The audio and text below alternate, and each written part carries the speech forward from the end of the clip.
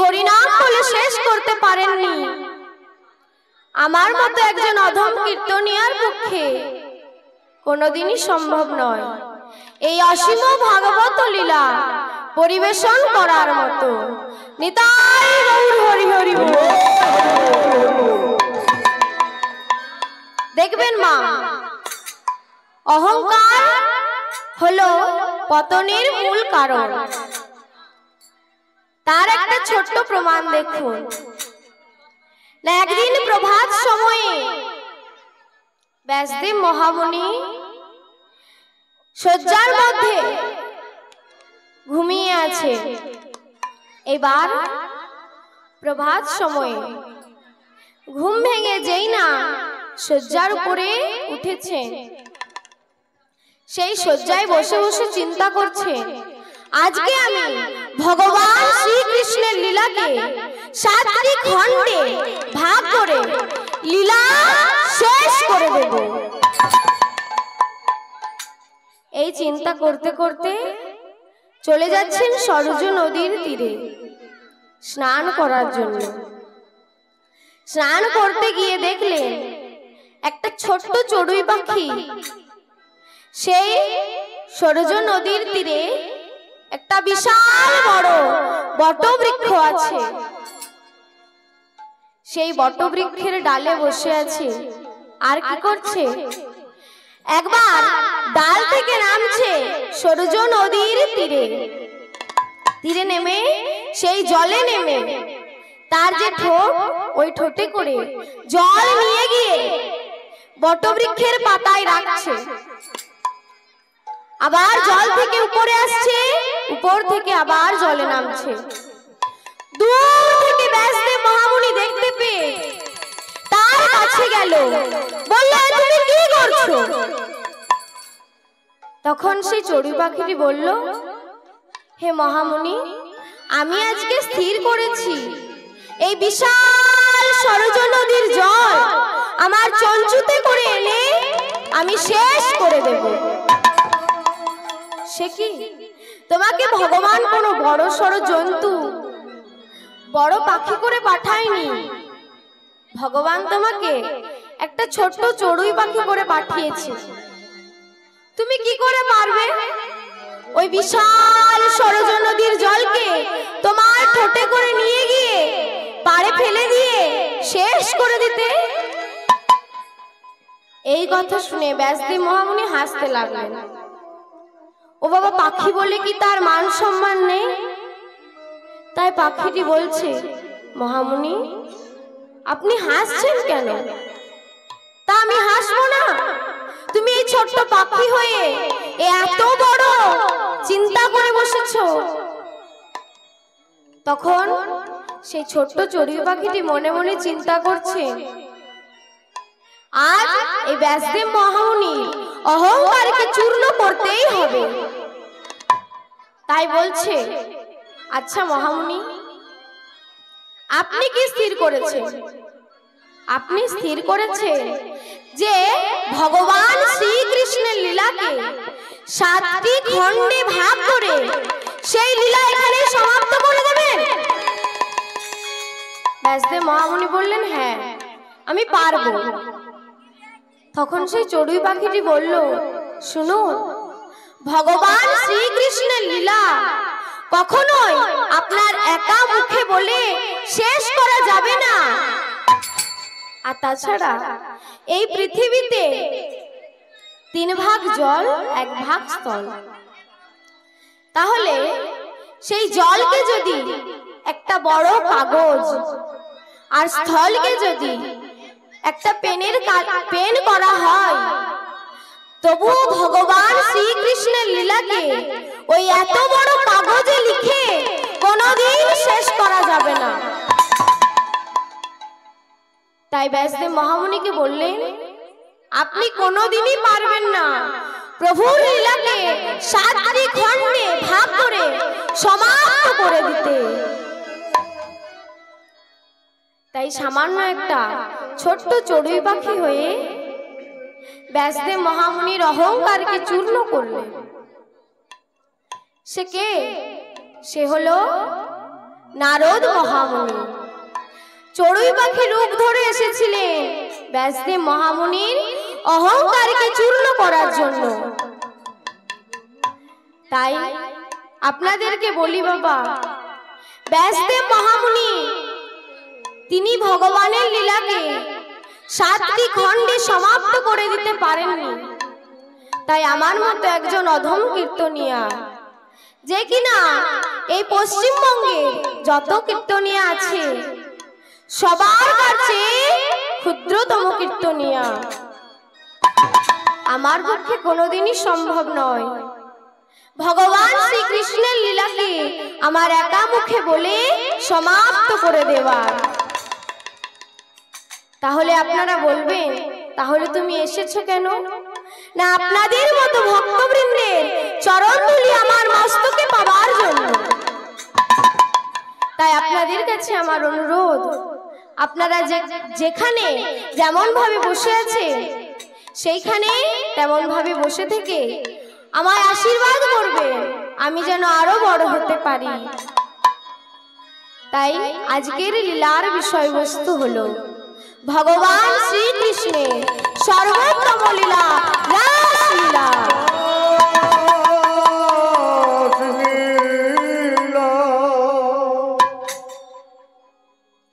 বৃন্দাবন লীলা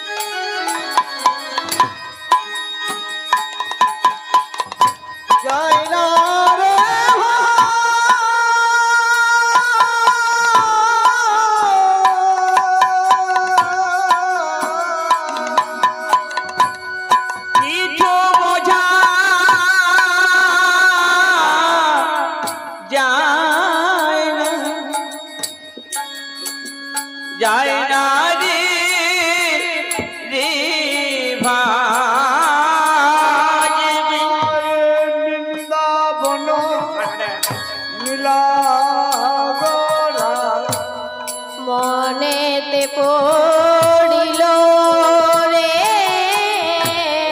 বৃন্দাবন লীলা গড়া, মনেতে পড়িল রে ওরে বৃন্দাবন লীলা গড়া।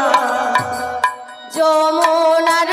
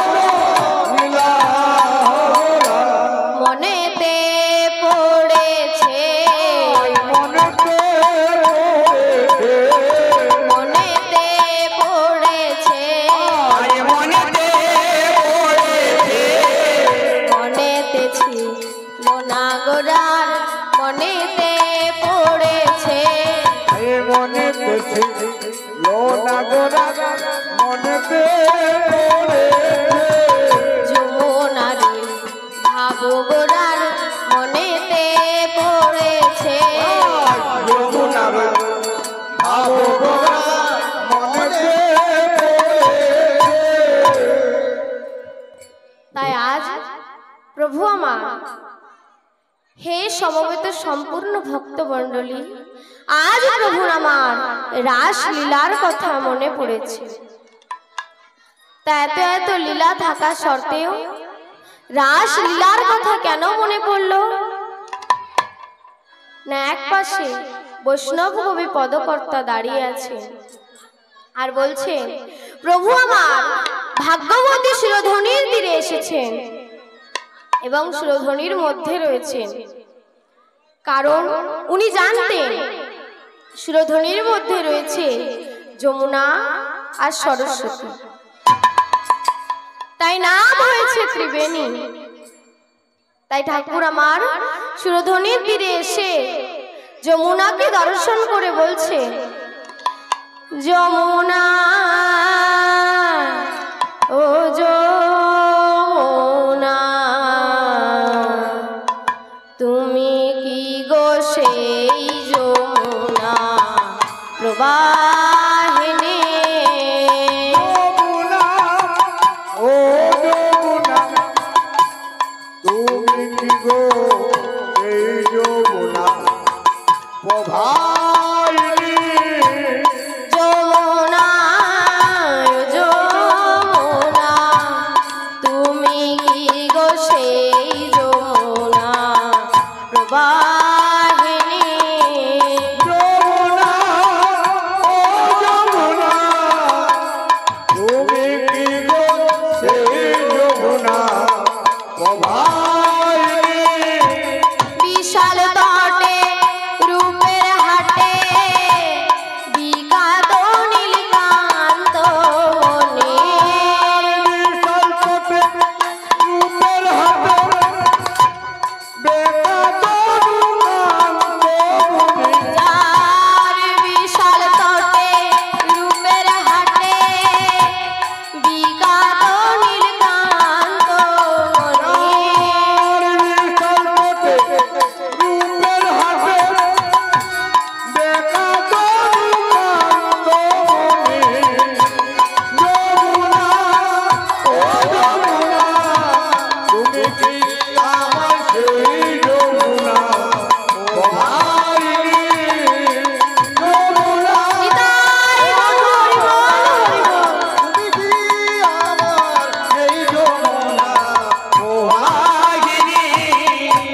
কোথায় আমার পিতা নন্দ, কোথায় আমার সখা বৃন্দ, কোথায়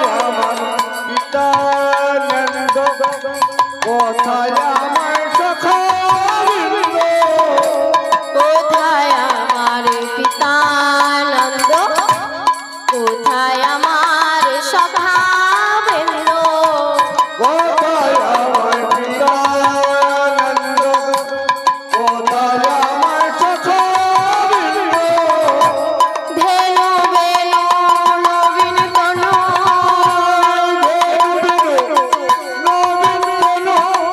আর ধেনু বেনু নবীন তনু,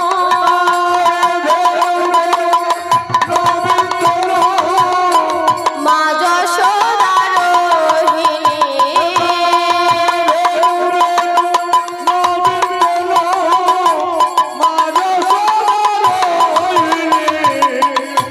যমুনা ও যমুনা তুমি কি আমার সেই যমুনা প্রবাহিনী? তাই আজ প্রভু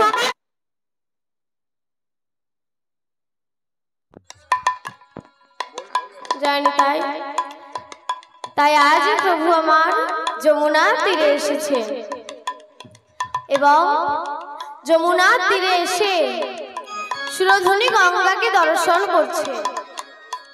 তাই পূরবের ভাব মনে পড়ে গিয়েছে।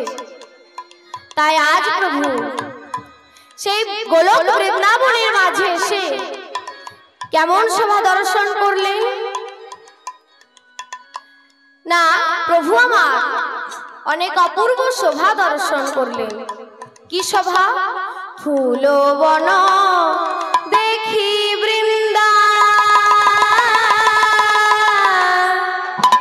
বনের আজ ফুল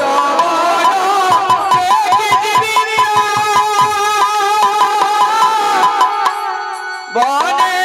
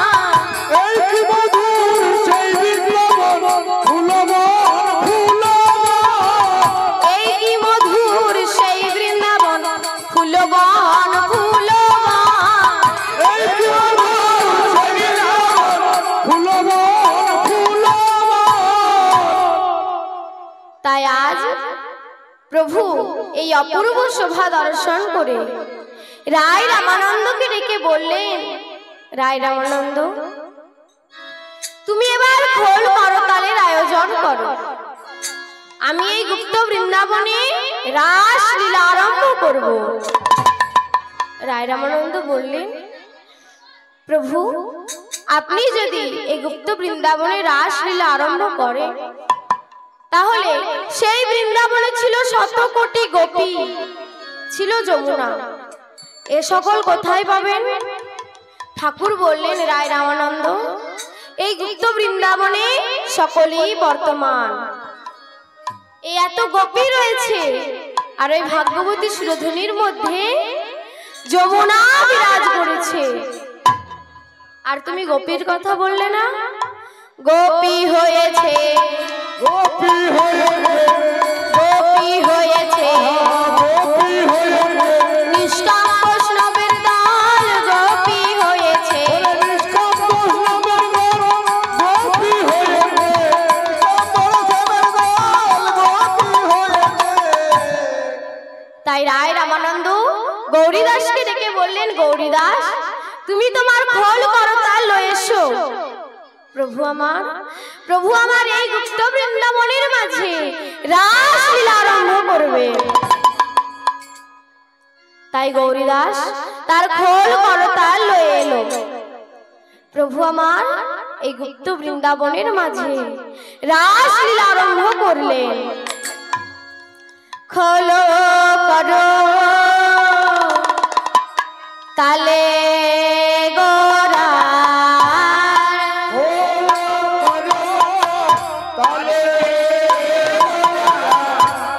খোলো করো তালে গোরা, খোল করো তালে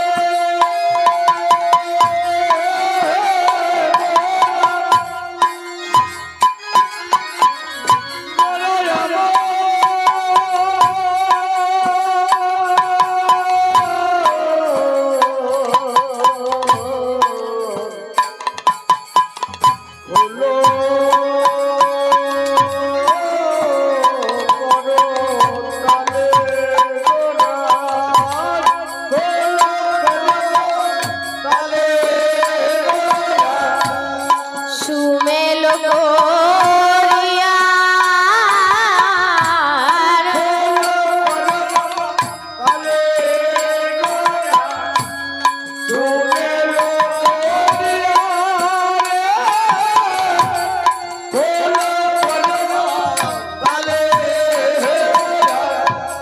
সহচর সহচর বনে গোপী করে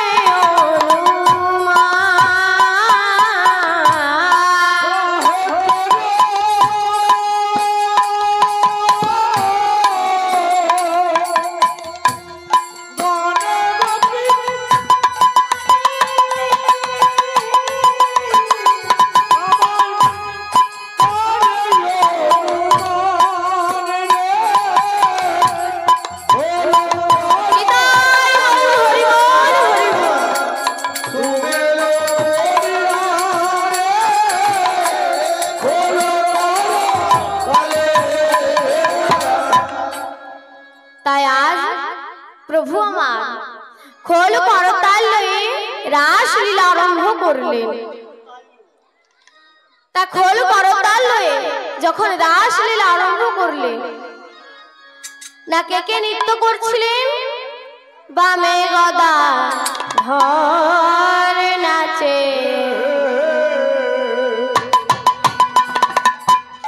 দক্ষিণে নেতা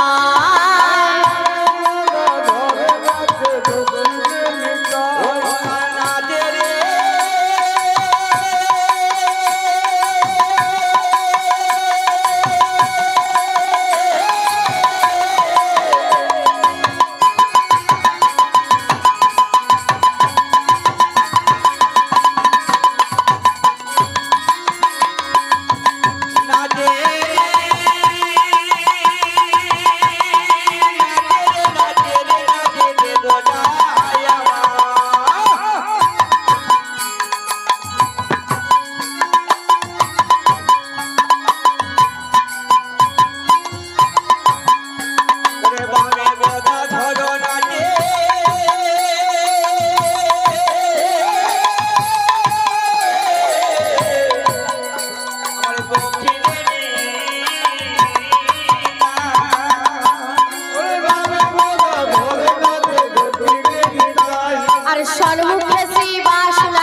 অদ্বৈত গোসাই,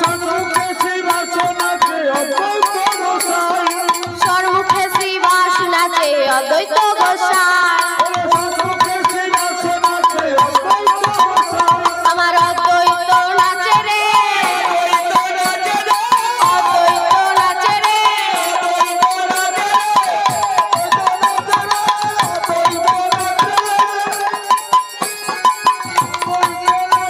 আর গাড়ি ঘুড়ি নড়াইয়া অদ্বৈত নাচে রে।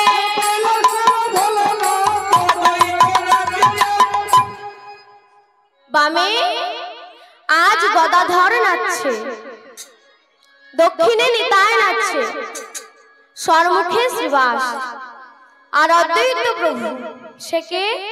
সে হলো ভোলানাথ মহেশ্বর। তাই ভোলানাথ মহেশ্বর তিনিও আজ নৃত্য শুরু করে দিয়েছে। আর এইদিকে নিত্যানন্দ প্রভু মনে মনে চিন্তা করছে, ইনি হলেন নাটুয়ার চূড়ামণি, যিনি গোপী চিত্তকে বিমোহন করেছিলেন। ইনি এসেছেন এই জগৎকে নাচাতে। তাই নিত্যানন্দ প্রভু মনে মনে চিন্তা করছেন, আমি বা কেন বাকি থাকি, আমিও নৃত্য করি। তাই নিত্যানন্দ প্রভু তিনিও নৃত্য শুরু করে দিয়েছেন। কেমন ভাবে নাচে নিত্যানন্দ, নিত্যানন্দ,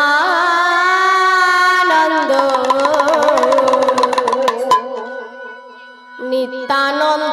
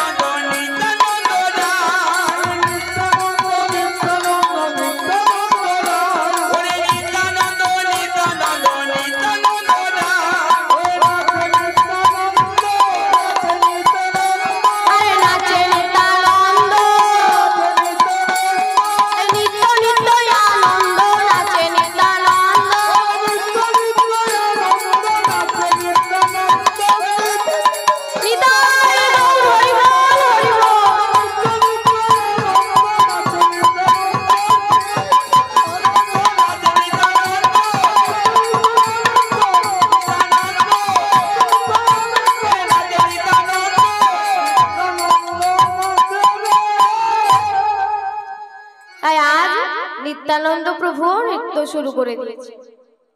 আর মনে মনে চিন্তা করছে, পাছে ভাই যদি নৃত্য করতে